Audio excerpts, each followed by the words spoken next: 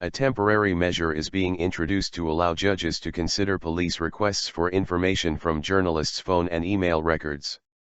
Changes to the Regulation of Investigatory Powers Act, Ripa, means police will need a judge's permission. It comes after 19 forces made hundreds of applications to gain confidential sources in the past 3 years. The Prime Minister agreed to the change 2 weeks ago, but the government is now publishing the details of it. Former Lord Chancellor Lord Falconer said a permanent change in the law was a matter of urgency. Better than nothing. Calls within government for the change had been led by Deputy Prime Minister Clegg. The Home Office has confirmed that a new temporary measure will be introduced under Ripa, which will mean police, or the National Crime Agency or Her Majesty's Revenue and Customs, are required to seek a judge's permission. The rules will be changed so officers have to treat the matter under the Police and Criminal Evidence Act, PACE, instead. Lord Falconer, who helped promote Ripa when it was introduced in Parliament, told BBC Radio 4's Today programme that while the temporary measure was better than nothing, something much more dramatic needs to be done. He added that it was never envisaged that Ripa would be used by the police in the way that it's been used.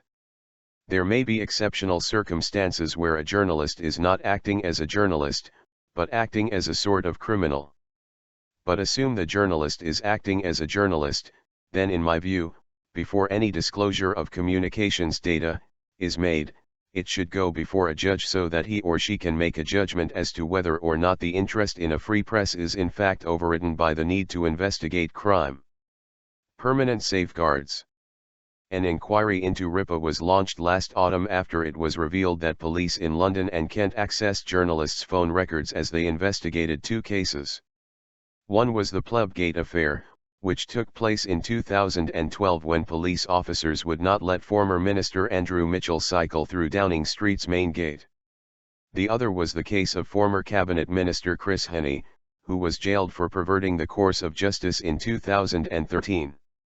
A spokesman, Mr. Clegg, said, "We're glad the Tories have finally found some sense and have at least agreed to ensure temporary measures are put in place to protect journalists' sources. Whilst temporary measures are better than none, we will not stop pushing to ensure permanent safeguards are put in place." A Home Office spokesman said, "A free press is fundamental to a free society. The government has accepted in full the recommendations of the Interception of Communications Commissioner and we are determined to implement them as soon as is legally possible. So we are legislating as far as possible now until a bill can be introduced in the next Parliament which delivers the recommendations in full."